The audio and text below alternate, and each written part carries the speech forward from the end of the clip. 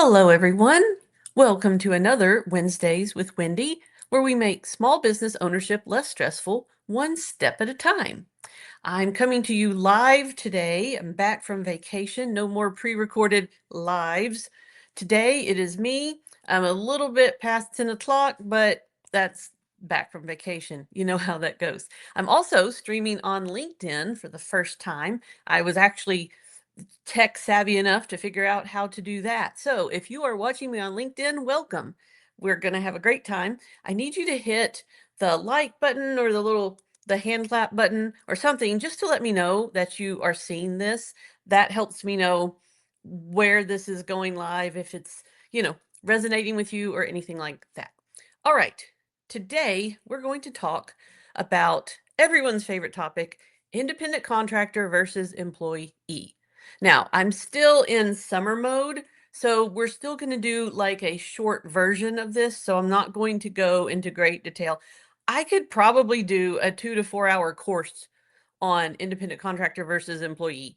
And nobody wants that, especially in August. So I'm going to give you some tips. I'm going to give you some resources, and you can use those to help decide the best way for you to categorize people who help you in your business. All right.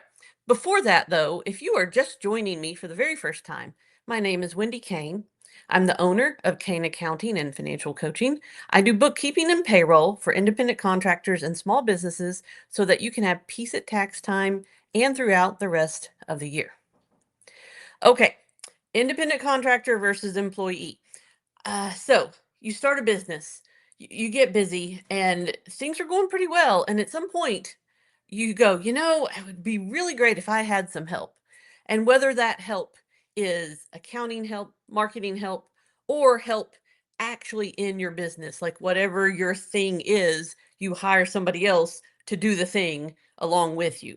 At some point, you're going to need some help.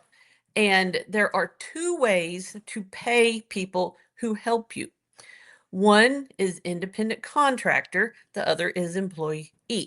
Now, employees, I think we all know what an employee is because the vast majority of us start out our working lives as an employee of somewhere, whether it's fast food, office work, lawn care. Somehow you end up, your first job is usually working for somebody. They determine how much to pay you. They determine which hours you're going to work. They tell you when to show up, what to do, how to do it. And then on payday, you get a check and you have had payroll taxes taken out of that check. That's an employee. That's the easy case. All right.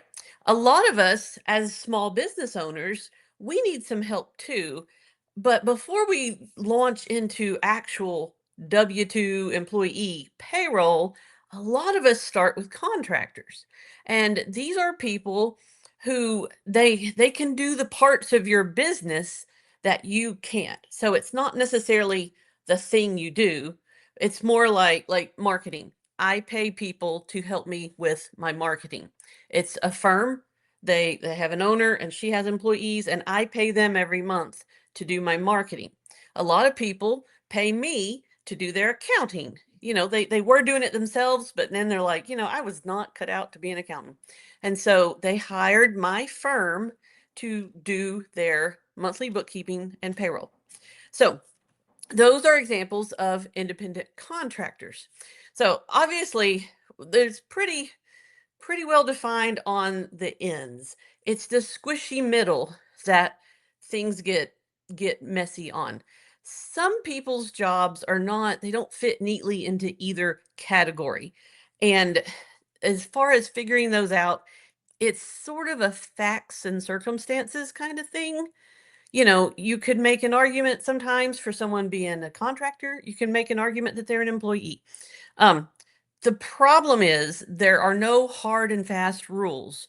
There are only guidelines. The IRS has listed some guidelines on their website, and I'll put that link in the comments when I'm done. Um, where it's like, if it's these types of things that they're doing, they're probably an employee. These types of things, they are probably a contractor. And so Real quick, just to kind of mention a few of those, I've already mentioned some. An employee, you're going to say, here, I need you at this place on this date at this time. You're going to use my equipment. Here's what you're going to do, and here is how you're going to do it. That's the general essence of an employee. A contractor, like I already mentioned, is going to be a business that you hire. They're going to have their own business. They're going to have a way to bill you, and you're just going to tell them, "Hey, I need this done." And they're going to take your information and go do it and then come back to you with results. That is, if that's the situation you're in, you're more than likely dealing with independent contractors. One key thing I will mention, because I've seen this on several clients, and in other businesses, if if you set the person's rate of pay and they send you hours every payday, and then you run their payroll in with your payroll, you may call them a contractor, and they might still be, like I said, it's not hard and fast, but there's a good chance that they are an employee. A true independent contractor really is going to have their own business, their own firm. They are going to have a way they will invoice you. It won't just be "Oh, hey, put that on an invoice so it looks right because you're an independent contractor." They will actually have, you know, a set way to invoice their clients, and they'll be invoicing other clients too. Um, I know, like I said, this is where the squishy middle comes in, because I know some people just work as independent contractors, freelancers, and they just get paid via 1099, but they don't really consider themselves a business. Well, I know that's how they think, but also let me tell you, you're a business if that's what happens.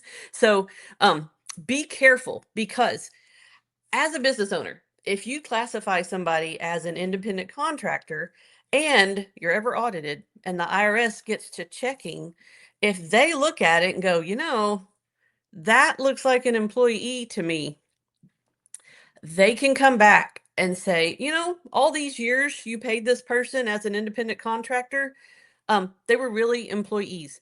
And so they will charge you for the payroll taxes your business should have paid on them, and penalties and late fees, and probably interest on all of that. So that's what we want to avoid, is having to pay penalties and interest.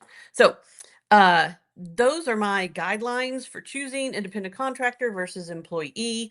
Like I said, some situations are cut and dried. There's still some squishy middle here that you're going to have to look, see what your industry does, see what other people are doing, ask your tax preparer what they recommend, ask your CPA, your accountant, just ask around and see what other people think.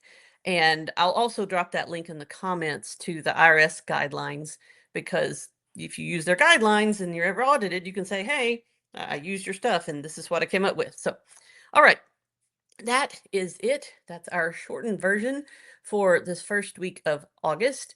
Remember, no one is born knowing how to do this, and it is not taught in school. If you're feeling lost and overwhelmed, you are not alone, and that's why I'm here to help you. Head to my website. You can sign up for my newsletter and get more tips and information like this. And also send me an email, message me on here if you have questions, and we'll talk through it. Y'all have a good day. Thanks.